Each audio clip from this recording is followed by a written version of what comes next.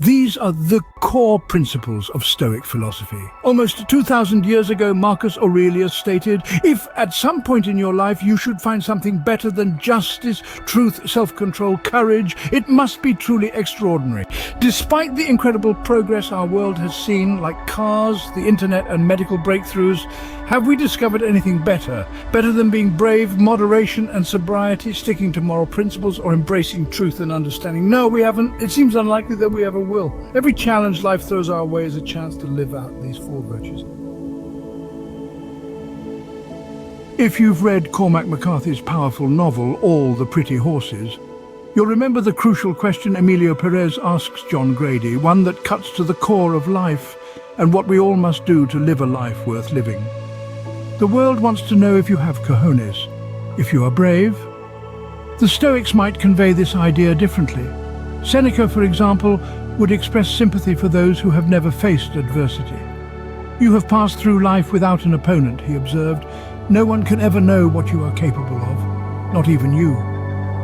The world aims to categorize you, occasionally presenting challenging situations. View these not as mere inconveniences or tragedies, but as opportunities, as inquiries seeking answers.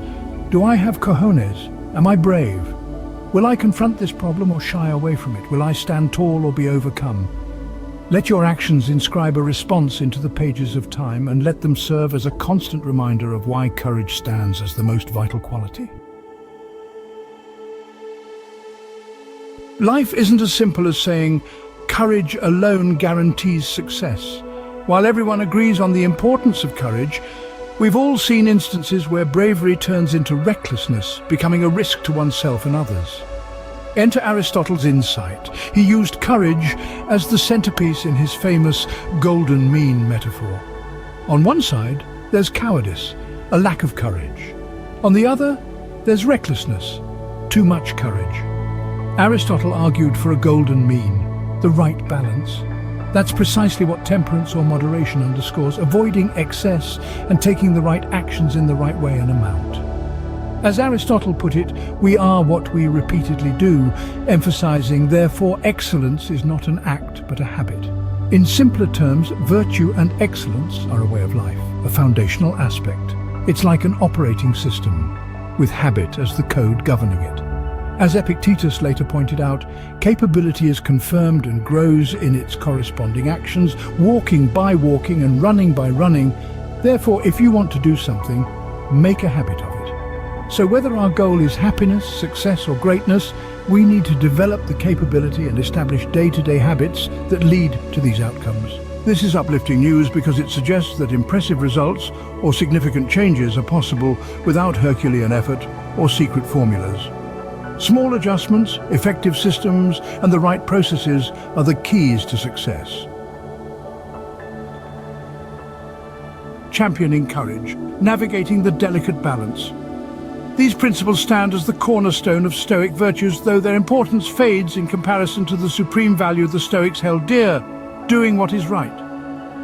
In the realm of Stoic virtues, none eclipses the significance of justice, as it acts as the source from which all others spring. Marcus Aurelius himself hailed justice as the source of all the other virtues.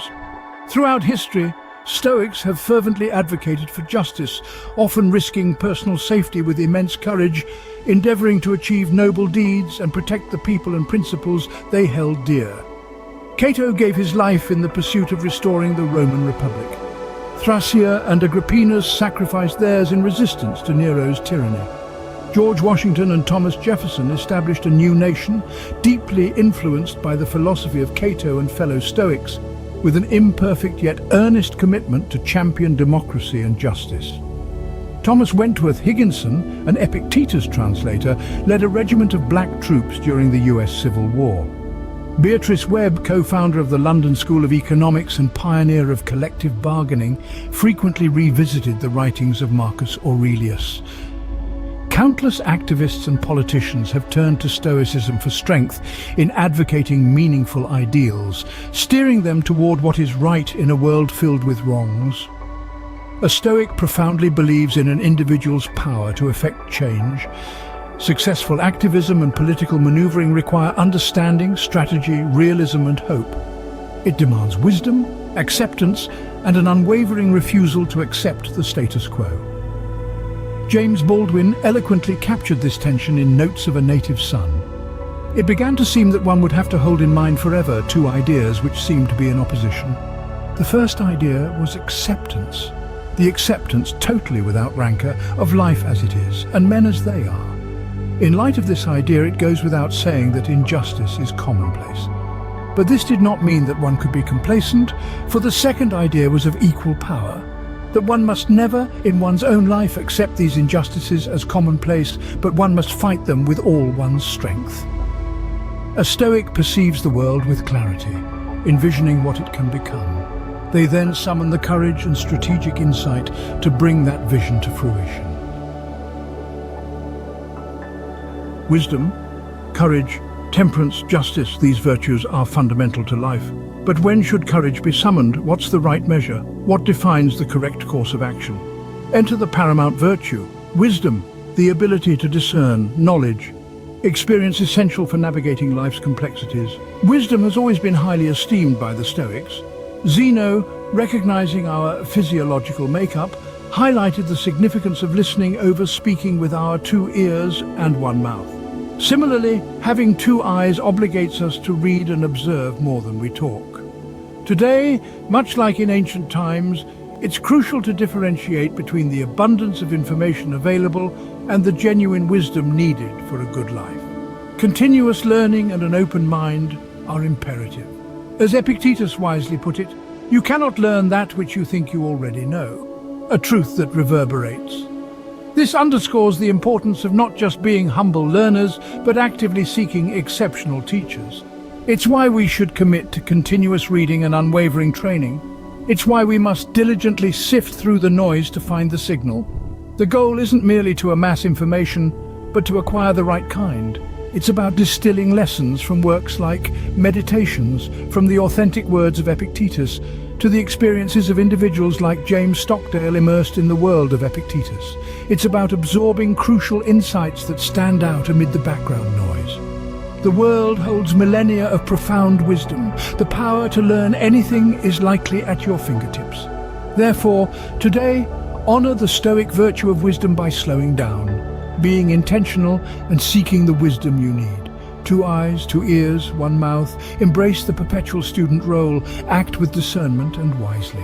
The essence of Stoic wisdom doesn't involve suppressing emotions or embracing a life of austerity.